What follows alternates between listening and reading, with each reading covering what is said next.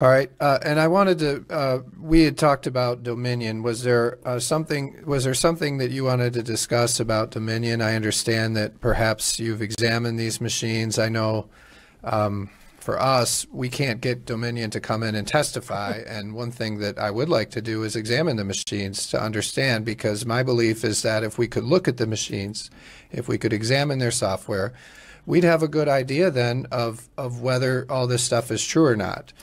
But the problem that I have is that because Dominion won't come in, they won't testify, they won't provide us machines, they won't do these things.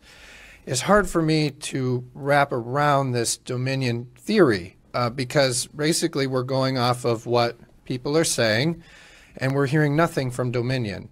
So, as we're investigating, I think that would be very valuable to us. But from what I understand, you've looked at this. So what can you tell us about the Dominion voting system? We began looking at these companies, as I mentioned, the team that we joined that had begun studying this back in 2018 after the Kentucky governor's race, and then several races in Texas with the ES&S machines.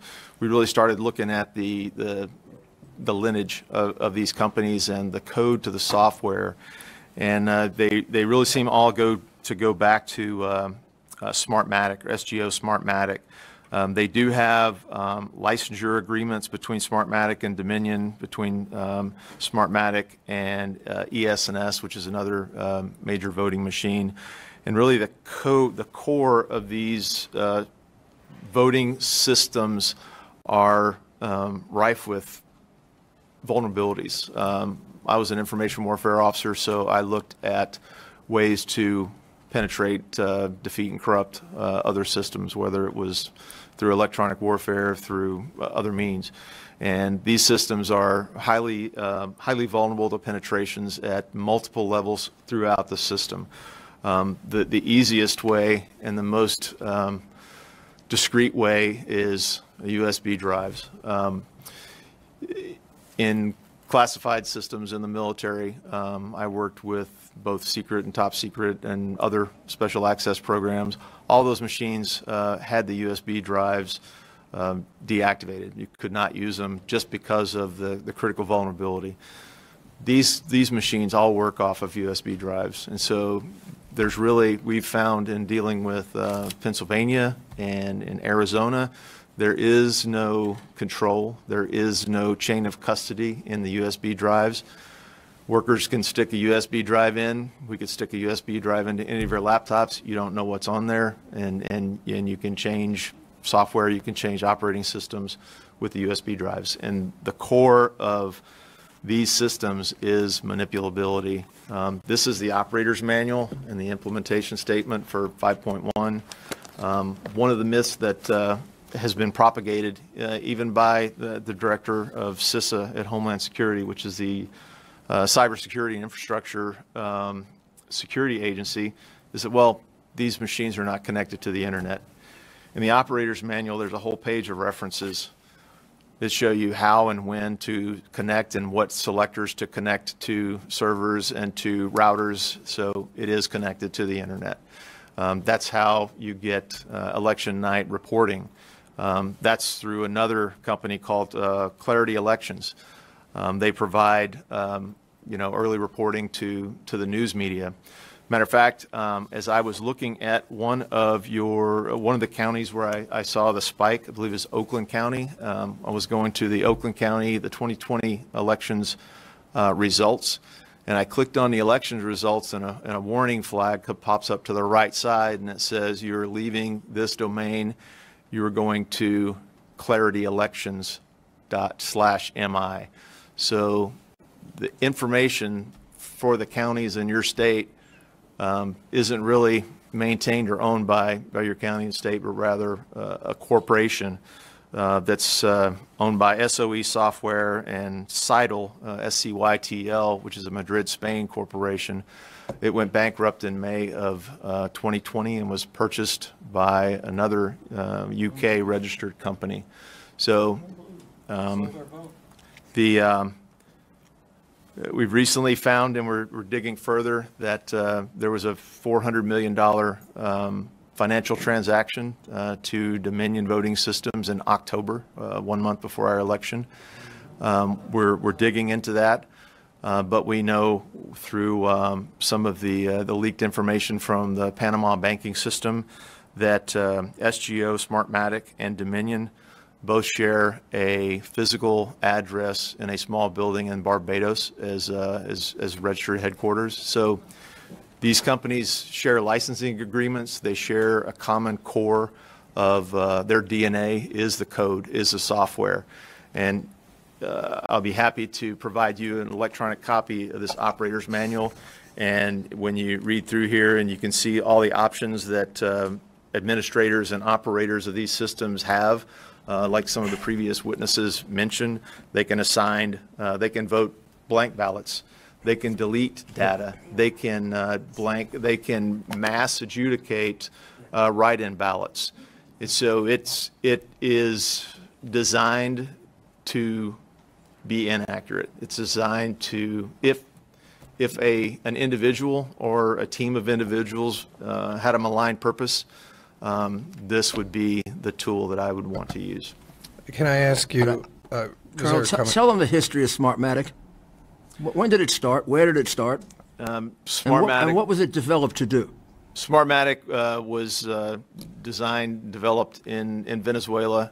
Hugo Chavez was the president, and basically he invested, I believe, 28% of the money to fund Smartmatic to control the Venezuelan elections.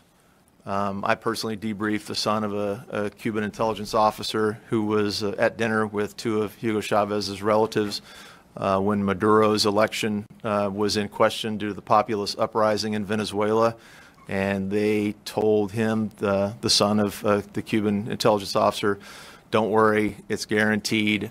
Our father invested the money to start SGO. So, and have they been involved in numerous elections that have been questioned as to the integrity of the election? Numerous elections in Central America, the South Pacific, and Europe. And are they allied with Dominion? Well, at least in Barbados, with a shared. Does Dominion office. use their software? The Dominion software, so that where the merger of the DNA comes, is there's the licensing agreement, and as a result of a lawsuit, Sequoia Voting Systems was sold off of SGO and purchased by who owned Sequoia?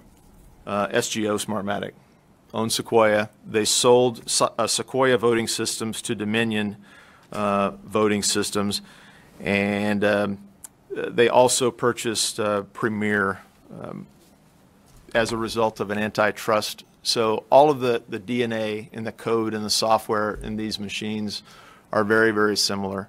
As a matter of fact, there's testimony on the House floor as late as July of 2019 that decries that we're actually still using this equipment that is full of holes. My team is doing analysis all over the country right now. We can't meet the demand because there's so much. But there was about a 40-page document with the vulnerabilities that was pulled down off of Stacey Abrams' website about these systems across the party, across the aisle. There have been Democratic senators, Senator Klobuchar, Senator Warren, as well as Republicans. So this is an American issue. This is a national security issue. Our voting systems are defined as national critical infrastructure, just as critical as nuclear power plants, just as critical as petrochemical, steel, and ports. What's fractional voting? Can I ask? I'm going to ask a question here. So I just wanted to understand why. So when we hear these things, they say in the press, they say this has been debunked, right? Every time I read about this, they say this has been debunked. It's fake news. Please, we don't want to have to remove anybody, and I'm serious. We're not supposed to yell out here, but let me ask you. When you hear that, why do you think they're saying that? Because we do hearings like this. For many people, this is the only time they hear testimony like yours. But why are they saying that it's debunked. Do you have a theory on that? I have a theory in life, and it's about people and personal behavior. It's either a variable of competence or a variable of commitment. In this case, they would be either incompetent, they haven't done the research like I and my team have done, they haven't looked to the user's manual of these systems, they haven't rationally thought that, okay, these election votes are updated in real time. How does that happen? You know, nobody's getting in from a car from in Lansing, Michigan, and driving it to New York to be uploaded at the Rockefeller Center. So these are connected. And actually, in the operating diagrams of the systems, the high-level block diagram, this is Democracy Suite. It shows Democracy Suite, EMS application and document management server, the Democracy Suite database server, the data center. This is data. This is electronic data. Your ballots are put into the machine and they're turned from a paper ballot to a ballot image. And the ballot image is data. And the data can be manipulated with something as easy as a USB drive. Thank you.